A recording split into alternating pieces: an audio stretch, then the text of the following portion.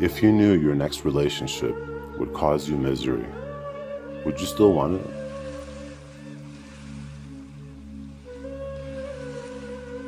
If you knew that having more money would make you miserable, would you still desire it?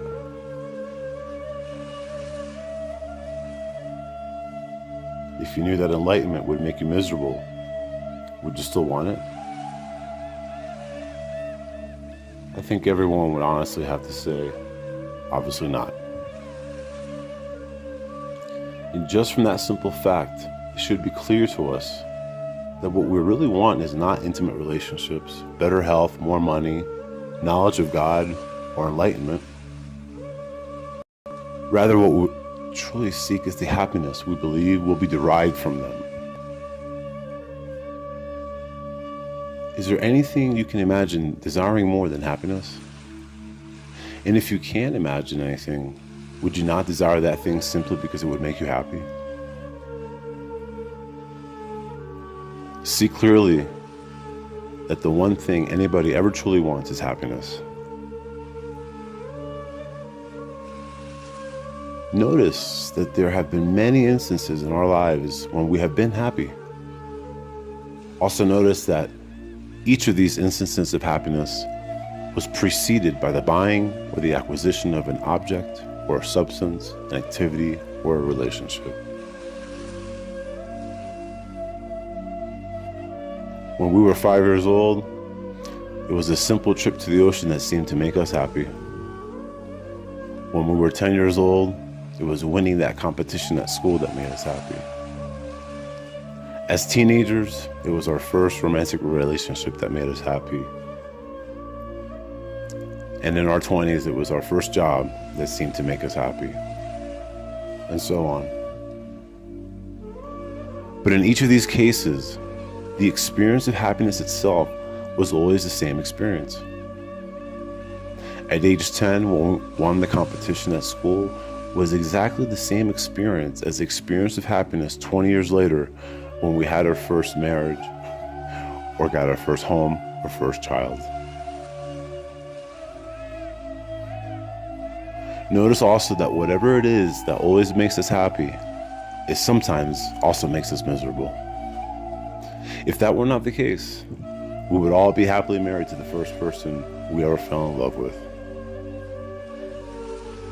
If the happiness was really caused by the object, the activity, or the relationship, then as long as that relationship was present, happiness would likewise be present.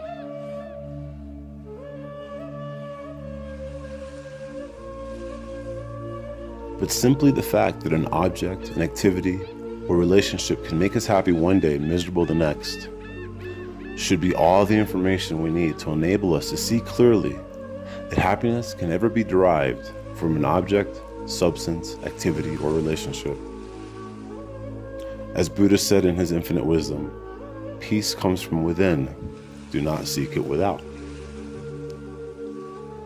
So what is it that makes it seem as if objects, activities, and relationships cause happiness? It is simply that we say yes to that object, activity, or relationship. If we say yes to it, we experience happiness. If we say no to it, we create misery. Happiness has absolutely nothing to do with the object, the activity, or the relationship. Happiness has everything to do with what takes place within our own minds and hearts.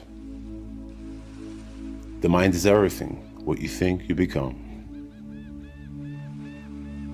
It might seem that happiness is an intermittent experience that fluctuates, just like all other experiences, and as such, it is something that is experienced only from time to time. But that is like imagining that a little patch of blue sky that opens up in a cloud cover is the localized temporary appearance of the blue sky. But the blue sky is not a local temporary appearance. It is simply an opening in the clouds onto the ever-present reality of the blue sky. Happiness is just like that. Every moment of happiness is a tiny window in our experience of the ever-present background of our essential being, whose nature is happiness itself. This is our essential being whose nature is happiness.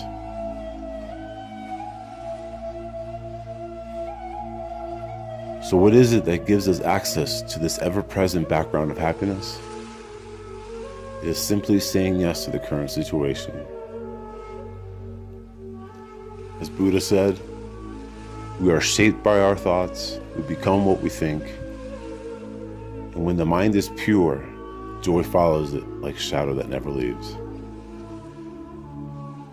Namaste and one love.